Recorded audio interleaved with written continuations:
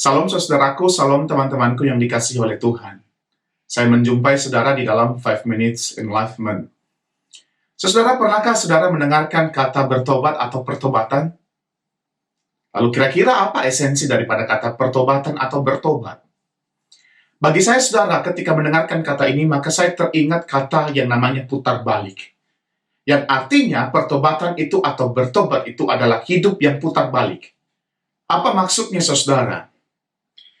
Bayangkan Anda sedang berjalan di dalam jalan yang lurus. Dan jalan itu adalah jalan menuju kebinasaan.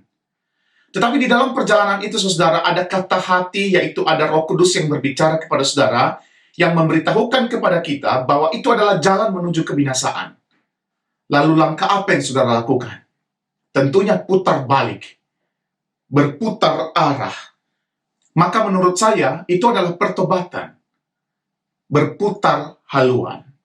Kisah Para Rasul 26 ayat 20 mengatakan begini, saudara.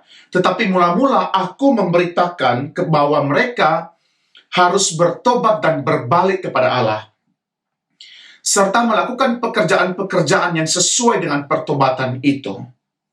Artinya, saudara, jika berdasarkan ayat ini, maka kita bisa memahami bahwa definisi daripada pertobatan itu adalah perubahan hidup yang menghasilkan perubahan tingkah laku yang seturut dengan kehendak Allah. Atau dengan kata lain, menghasilkan buah-buah yang seturut dengan pertobatan itu.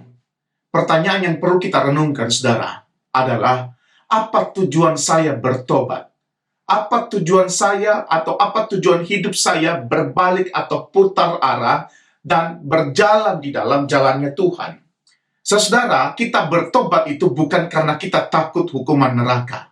Atau kita bertobat itu bukan karena kita takut pada kesialan-kesialan dalam tanda petik yang akan terjadi pada perjalanan kita. Melainkan kita bertobat atau kita berputar arah kehidupan karena kita ingin hidup damai dan bahagia di dalam rumah Bapa. Karena kita ingin melihat dan hidup bersama dengan Dia yang telah memberikan kehidupan dan mengisi kekosongan hidup kita. Karena kita ingin menikmati kehidupan bersama dengan Dia yang telah memberikan kepuasan pada jiwa kita yang haus akan kepuasan. Yohanes 14 ayat 2 mengatakan begini, saudara. Di rumah Bapakku banyak tempat tinggal. Jika tidak demikian, tentu aku mengatakan kepadamu. Sebab aku pergi ke situ untuk menyediakan tempat bagimu. Inilah tujuan kita, saudara. Hidup bersama dengan Allah yang telah memberikan kepuasan, memberikan kehidupan kepada kita.